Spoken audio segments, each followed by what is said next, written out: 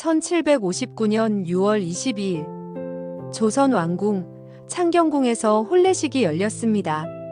신랑의 나이는 66세, 신부의 나이는 15세, 51년의 나이차. 반세기가 넘는 시간이 이 두 사람 사이에 흐르고 있었습니다. 조선 역사상 가장 파격적인 왕실 혼인. 오늘은 그 충격적인 이야기를 들려드리겠습니다. 이야기는 2년 전으로 거슬러 올라갑니다. 1757년 영조의 첫 번째 왕비 정성왕후가 세상을 떠났습니다. 영조는 64세였습니다. 이미 늙은 왕이었죠. 아들도 있었습니다. 그 유명한 사도세자였습니다. 손자도 있었어요. 훗날 정조가 될 왕세손이었죠. 그런데 이상한 일이 벌어졌습니다. 왕실이 서둘러 새 왕비를 들여야 한다고 난리였습니다. 왜일까요? 이미 후계자는 정해져 있었는데 말이죠. 궁궐안을 자세히 들여다보면 답이 보입니다. 영조에게는 후궁들이 있었습니다. 오랜 세월 함께한 여인들이었죠. 그중 한 명을 왕비로 올리면 간단한 일 아니었을까요? 아닙니다. 절대 안 됩니다. 조선 왕실에는 피로 쓴 철칙이 있었습니다. 첩을 정실로 삼지 말라. 영조의 아버지 숙종 때 일입니다. 후궁이었던 장희빈을 왕비로 올렸다가 나라가 발칵 뒤집혔습니다. 남인과 서인이 치열하게 싸웠죠. 결국 그 여인은 왕비 자리에서 쫓겨나 사약을 받고 죽었습니다. 궁궐은 피로 물들었습니다. 그 참극을 목격한 숙종은 죽기 전 유언을 남겼습니다. 다시는 후궁을 왕비로 삼지 마라. 나라가 망한다. 영조는 아버지의 유훈을 어길 수 없었습니다. 아니, 어기고 싶지 않았습니다. 영조 자신도 후궁의 아들이었으니까요. 서자 출신 왕이라는 콤플렉스가 평생 그를 짓눌렀습니다. 그렇다면 선택지는 하나뿐이었습니다. 바깥에서 새로운 신부를 찾아야 했습니다. 64세 호라비 왕을 위한 새 신부를요. 1759년 6월 9일 왕비를 뽑는 간택이 시작되었습니다. 조선 팔도에서 양반 규수들이 모였습니다. 15세에서 20세 사이의 처녀들이었죠. 그 중에 한 소녀가 있었습니다. 경주 김씨 집안의 딸. 이름은 전해지지 않습니다. 나중에 사람들은 그녀를 정순왕후라 불렀죠. 나이는 겨우 15세. 사도세자보다 10살이나 어렸습니다. 훗날 왕이 될 정조보다도 7살밖에 많지 않았어요. 심지어 혼인 당시 그녀의 할아버지 김성경은 아직 살아계셨는데 영조보다 5살이나 어렸습니다. 신부의 할아버지가 신랑보다 젊은 혼인이라니 기괴한 일이었습니다. 그런 어린 소녀가 왜 선택되었을까요? 야사에는 재미있는 이야기가 전합니다. 영조가 규수들에게 물었답니다. 세상에서 가장 깊은 것이 무엇이냐? 어떤 규수는 산이 깊습니다라고 답했습니다. 어떤 규수는 물이 깊습니다라고 했죠. 또 어떤 규수는 하늘이 깊습니다라고 대답했습니다. 그런데 정순왕후는 달랐습니다. 인심이 가장 깊습니다. 영조가 물었습니다. 왜 그렇게 생각하느냐? 사람의 마음은 바다보다 깊고 하늘보다 높습니다. 아무도 그 속을 헤아릴 수 없습니다. 영조는 고개를 끄덕였습니다. 그리고 또 물었습니다. 어떤 꽃이 가장 아름다운가? 다른 규수들은 모란꽃, 연꽃, 매화라 답했습니다. 하지만 정순왕후는 이렇게 말했답니다. 목화꽃입니다. 목화꽃? 그 하얀 꽃이? 그렇습니다. 다른 꽃들은 한때 아름답지만 지면 끝입니다. 하지만 목화는 솜을 만들어 백성들을 따뜻하게 합니다. 겨울을 견디게 해줍니다. 그것이 진정한 아름다움 아니겠습니까? 영조는 감탄했답니다. 물론 이 이야기가 정말인지는 확실하지 않습니다. 대동기문이라는 야사에 나오는 이야기일 뿐이니까요. 하지만 분명한 건 15세 소녀가 66세 왕의 왕비로 선택되었다는 사실입니다. 그런데 말입니다. 이 혼인에는 숨겨진 이유가 더 있었습니다. 정순왕후의 집안을 자세히 보세요. 경주 김씨. 학문으로 이름난 명문가였습니다. 그녀의 백부 김알록은 호론의 대가였고 집안은 대대로 선비를 배출했습니다. 특히 그들은 노론, 그 중에서도 벽파라는 정치 세력이었습니다. 강경하고 보수적인 세력이었죠. 영조는 평생 탕평책을 외쳤습니다. 당파 싸움을 없애자고 했죠. 노론도 소론도 남인도 모두 함께 나라를 이끌자고 했습니다. 하지만 늙은 왕에게는 현실이 필요했습니다. 66세. 언제 죽을지 모르는 나이였습니다. 이미 몸이 쇠약해지고 있었습니다. 왕실을 안정시킬 든든한 뒷배가 필요했던 겁니다. 정순왕후의 집안은 그 역할에 딱 맞았습니다. 어린 왕비, 강력한 외척 세력, 노론의 지지. 이것이 영조가 계산한 혼인이었습니다. 사랑은 아니었습니다. 하지만 반드시 필요한 결혼이었습니다. 정치였습니다. 그리고 이 결혼은 훗날 조선 역사에 엄청난 파장을 일으키게 됩니다. 사도세자의 비극, 정조의 고독, 순조 시대의 혼란. 모든 것이 이 혼인에서 시작됩니다. 자, 이제 간택은 끝났습니다. 15세 소녀는 별궁인 어이궁으로 옮겨졌습니다. 왕비가 되기 위한 수업을 받기 시작했죠. 걷는 법, 말하는 법, 제사 지내는 법, 왕을 모시는 법. 국모로서 갖춰야 할 모든 것을 배웠습니다. 밤마다 소녀는 생각했을 겁니다. 저분은 할아버지 나이신데 내가 정말 왕비가 되는 건가? 두려웠을까요? 아니면 영광스러웠을까요? 우리는 알 수 없습니다. 그리고 열흘 뒤 1759년 6월 22일 조선 역사상 가장 화려하고 가장 이상한 혼인 행렬이 한양 거리를 가득 메웁니다. 말 379필, 사람 1299명. 66세 왕이 15세 신부를 맞이하러 가는 그 장면은 어땠을까요? 그날 밤 신랑과 신부는 무슨 대화를 나눴을까요? 1759년 6월 22일 새벽, 한양 거리가 술렁였습니다. 오늘은 왕의 혼례식 날이었으니까요. 66세 왕과 15세 신부의 혼인. 사람들은 수군거렸습니다. 왕께서 저리 늙으셨는데 신부는 우리 딸뻘이네. 아니 손녀뻘이지. 하지만 누구도 감히 크게 말하지는 못했습니다. 왕실의 일이니까요. 함부로 입에 담았다가는 영모죄로 몰릴 수도 있었습니다. 그래도 사람들의 눈빛은 숨길 수 없었습니다. 호기심, 동정, 그리고 약간의 불편함이 뒤섞인 눈빛이었죠. 혼례는 사실 며칠 전부터 시작되었습니다. 조선의 왕실 혼례는 육례라는 6단계를 거칩니다. 하나하나가 엄숙한 국가의식이었죠. 6월 13일 납체례. 영조는 창경궁 명정전에 나아가 혼인청서를 보냈습니다. 그대의 딸을 왕비로 맞이하고자 하오. 정식으로 청혼한 겁니다. 6월 17일 납직례. 예물을 보냈습니다.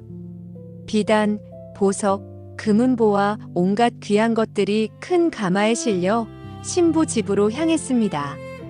패백이라고 부르는 것들이었죠. 6월 19일 고기례. 6월 22일 오시에 혼인하겠노라. 날짜를 공식적으로 알렸습니다. 이제 돌이킬 수 없게 된 겁니다. 6월 20일 책비례. 별궁에 머물던 정순왕후는 정식으로 왕비 칭호를 받았습니다. 교명이라는 문서에 왕비 김씨라고 적혔습니다. 이 순간부터 그녀는 더 이상 소녀가 아니었습니다. 조선의 국모였습니다. 이제 남은 것은 하나. 친형내. 왕이 직접 신부를 맞이하러 가는 의식입니다. 6월 22일 아침. 해가 떠오르기 전부터 궁궐은 분주했습니다. 둥, 둥, 둥. 북소리가 울렸습니다. 나팔 소리가 하늘을 찔렀습니다. 징소리가 메아리 쳤습니다. 창경궁 문이 천천히 열렸습니다. 행렬이 시작되었습니다. 맨 앞에는 큰 깃발을 든 군사들이 섰습니다. 용기, 봉기, 온갖 문양의 깃발들이 바람에 펄럭였습니다. 그 뒤로 악사들이 악기를 연주하며 걸었습니다. 피리, 해금, 장구, 북. 웅장한 음악이 한양거리에 울려 퍼졌습니다. 말을 탄 무관들이 도열했습니다. 칼을 찬 금군들, 활을 맨 별초들. 모두 위험 있는 자세로 말을 몰았습니다. 그리고 한가운데 붉은 일산 아래 정연이라 부르는 왕의 가마가 천천히 움직였습니다. 가마는 화려했습니다. 붉은색과 금색으로 장식되어 있었고 용 문양이 새겨져 있었습니다. 지붕이 있어서 햇빛과 비를 막을 수 있었죠. 가마 안에는 66세 영조가 타고 있었습니다. 면류관을 쓰고 골룡포를 입은 모습이었습니다. 사람들은 가마를 볼 수 없었습니다. 왕의 얼굴을 직접 보는 것은 금지되어 있었으니까요. 백성들은 모두 고개를 숙여야 했습니다. 하지만 모두가 알았습니다. 저 가마 안에 늙은 왕이 계시다는 것을, 어린 신부를 맞이하러 가시는 왕이 계시다는 것을. 행렬은 어이궁으로 향했습니다. 신부가 기다리는 곳이었습니다. 한양 도성을 가로지르는 긴 여정이었죠. 말 379필, 사람 1299명. 조선 역사를 통틀어 가장 성대한 혼례 행렬이었습니다. 사람들이 길 양쪽에 가득 모여들었습니다. 저기 왕의 가마다. 신부는 얼마나 어리다던데. 쉿, 조용히 해. 오후 12시쯤 행렬이 어이궁에 도착했습니다. 영조는 가마에서 천천히 내렸습니다. 늙은 몸이라 움직임이 느렸습니다. 신하들이 부축했습니다. 붉은 골룡포를 입고 면류관을 쓴 모습이었습니다. 얼굴에는 주름이 가득했습니다. 66년의 세월이 새겨진 얼굴이었죠. 문이 열렸습니다. 신부가 나왔습니다. 15세 정순왕후. 화려한 왕비의 예복 저기를 입고 있었습니다. 붉은색 치마에 금빛 저고리. 족두리를 쓴 얼굴은 창백했습니다. 소녀는 떨고 있었습니다. 손이, 어깨가, 온몸이 미세하게 떨렸습니다. 두 사람이 마주 섰습니다. 66세와 15세. 할아버지와 손녀뻘. 51년의 세월이 그 사이에 흐르고 있었습니다. 그 순간 그들은 무슨 생각을 했을까요? 영조는 생각했을까요? 이 어린아이가 나의 왕비라니. 내 손자뻘인데. 아니면 이것이 왕실의 운명이구나. 나도 이 아이도. 정순왕후는 생각했을까요? 이 늙은 분이 나의 남편이라니. 무서워. 아니면 나는 이제 조선의 왕비야. 국모야. 하지만 그 누구도 감정을 드러내지 않았습니다. 왕실의 혼례는 의식이었으니까요. 사랑이 아니라 국가의 일이었으니까요. 절이 시작되었습니다. 영조가 먼저 절했습니다. 신부에게 예를 표하는 것이었죠. 정순왕후도 절했습니다. 2번, 4번. 의식이 진행되었습니다. 기러기가 받쳐졌습니다. 술이 올려졌습니다. 모든 것이 정해진 순서대로 진행되었습니다. 그리고 마침내 신부를 가마에 모시라. 명령이 떨어졌습니다. 이제 신부를 데리고 궁궐로 돌아갈 차례였습니다. 왕의 가마 뒤로 왕비의 가마가 따랐습니다. 신부의 가마는 초록색과 금색으로 장식되어 있었습니다. 봉황 문양이 새겨져 있었죠. 다시 한번 거대한 행렬이 한양 거리를 가득 메웠습니다. 백성들이 길가에 늘어서서 구경했습니다. 저게 새 왕빗이라는구나. 참 어려 보이시네. 왕께서는 얼마나 늙으셨는데. 쉿, 큰일 나려고 그래. 수군거림 속에서도 행렬은 계속되었습니다.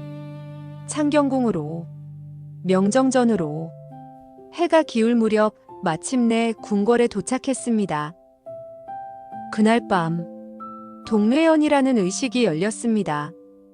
왕과 왕비가 함께 술잔을 나누는 자리였습니다. 합궁례라고도 했죠. 좁은 방 안, 촛불이 흔들렸습니다. 66세 영조와 15세 정순왕후 두 사람만 남았습니다. 영조는 무슨 말을 했을까요? 어리석게 보이겠지만 이것이 왕실의 운명이요. 아니면 두렵겠지. 하지만 그대는 이제 조선의 국모요. 함께 이 나라를 지켜야 하오. 정순왕후는 고개를 숙이고 있었을까요? 아무 말도 하지 못한 채 눈물을 흘렸을까요? 아니면 담담하게 받아들였을까요? 역사는 그날 밤의 대화를 기록하지 않았습니다. 조선왕조실록에도 어떤 문서에도 그날 밤의 일은 쓰여 있지 않습니다. 하지만 분명한 것은 그날 밤 이후로 두 사람은 부부가 되었다는 것입니다. 51세 차이 나는 기이한 부부. 이렇게 해서 조선 역사상 가장 파격적인 혼인이 완성되었습니다. 영조 66세, 정순왕후 15세. 사랑은 없었습니다. 하지만 그들은 함께 살아가야 했습니다. 늙은 왕과 어린 왕비의 동행. 그것은 17년 동안 계속됩니다. 그 17년 동안 무슨 일이 있었을까요? 두 사람 사이에는 자식이 태어나지 않았습니다. 영조는 점점 더 늙어갔습니다. 그리고 궁궐 안에서는 끔찍한 사건이 벌어집니다. 바로 사도세자의 죽음. 1762년 뜨거운 여름날, 영조는 자신의 아들을 뒤주 안에 가두어 죽입니다. 그때 정순왕후는 18세였습니다. 결혼한 지 겨우 3년. 그녀는 그 참극을 어떻게 바라봤을까요? 1759년부터 1776년까지 영조와 정순왕후는 17년을 함께 살았습니다. 그 17년은 평화롭지 않았습니다. 오히려 피로 얼룩진 세월이었죠. 정순왕후가 왕비가 된 지 3년째 되던 해 1762년 조선 역사상 가장 비극적인 사건이 벌어졌습니다. 이모하변, 사도세자의 죽음. 그해 윤호월 영조는 자신의 아들 사도세자를 뒤주에 가두었습니다. 8일 동안 더운 여름날 좁은 뒤주 안에서 사도세자는 굶어 죽었습니다. 왜 그랬을까요? 영조는 왜 자신의 아들을 죽였을까요? 사도세자는 정신병을 앓고 있었습니다. 의대증이라는 병이었죠. 옷을 입는 것을 극도로 싫어했고 사람들을 이유 없이 죽이기도 했습니다. 심지어 자신이 가장 사랑하던 후궁 경빈 박씨를 때려 죽이기까지 했습니다. 영조는 절망했습니다. 그리고 결단을 내렸습니다. 세자를 패하고 서인으로 삼는다. 그리고 뒤주에 가두었습니다. 그때 정순왕후는 18세였습니다. 궁궐 한편에서 그 모든 것을 지켜봤습니다. 비명소리, 울음소리, 절규. 일부 사람들은 의심했습니다. 정순왕후가 사도세자를 모함했다고. 그녀의 친정 오빠 김귀주가 음모를 꾸몄다고. 하지만 이것은 사실이 아닙니다. 당시 정순왕후는 너무 어렸습니다. 18세. 결혼한 지 겨우 3년. 아직 아이도 없었습니다. 궁중에서 영향력이 있을 리 없었죠. 오히려 영조는 세자의 생모인 영빈 이씨와 상의했습니다. 정순왕후와는 상의하지 않았습니다. 실록 어디에도 정순왕후가 이 사건에 개입했다는 기록은 없습니다. 하지만 그녀는 보았습니다. 왕실의 비극을, 권력의 잔혹함을, 그리고 살아남기 위해서는 침묵해야 한다는 것을. 세월이 흘렀습니다. 정순왕후는 20대가 되었고 30대가 되었습니다. 하지만 아이는 태어나지 않았습니다. 66세 노인과 15세 소녀의 결혼. 애초부터 자식을 기대하기 어려운 혼인이었는지도 모릅니다. 영조는 점점 더 늙어갔습니다. 70대, 80대. 조선 역사상 가장 오래 산 왕이 되어가고 있었습니다. 정순왕후는 그 옆을 지켰습니다. 묵묵히 말없이 왕비로서의 의무를 다했습니다. 제사를 지내고 왕을 시중 들고 궁중의 의식을 주관했습니다. 1767년 영조 43년 정순왕후는 경복궁 예터에서 친잡례를 주관했습니다. 왕비가 직접 누에를 치는 의식이었죠. 이것은 선조시대 이후 300여 년 만에 다시 열리는 의식이었습니다. 영조는 흡족해했습니다. 왕비가 백성을 위하는 마음이 깊구나. 사람들도 칭찬했습니다. 어린 나이에 왕비가 되어 국모의 도리를 다하시는구나. 하지만 정순왕후의 마음속은 어땠을까요? 행복했을까요? 만족했을까요? 우리는 알 수 없습니다. 실록은 왕비의 감정을 기록하지 않았습니다. 1776년 3월 5일 영조가 죽었습니다. 83세였습니다. 정순왕후는 31세였습니다. 17년의 동행이 끝난 것입니다. 왕세손 정조가 즉위했습니다. 24세의 젊은 왕이었습니다. 정순왕후는 왕대비가 되었습니다. 왕실의 최고 어른이 된 것이죠. 하지만 실질적인 권력은 없었습니다. 정조는 즉위하자마자 개혁을 시작했습니다. 외척과 척신을 몰아내겠다. 영조 말년에 권력을 휘두르던 이들을 하나씩 제거해 나갔습니다. 그 중에는 정순왕후의 친정 오빠 김귀주도 있었습니다. 김귀주는 노론 벽파의 핵심 인물이었습니다. 영조 시대에 막강한 권력을 가졌던 인물이었죠. 그런데 정조는 그를 흑산도로 유배 보냈습니다. 명분은 간단했습니다. 해경궁 홍씨께 문안을 드리지 않았다. 하지만 진짜 이유는 따로 있었습니다. 김귀주가 정조의 외조부 홍봉안을 탄핵했던 일 때문이었습니다. 정조는 냉정했습니다. 할머니의 오빠라도 용서하지 않았습니다. 정순왕후는 어떤 심정이었을까요?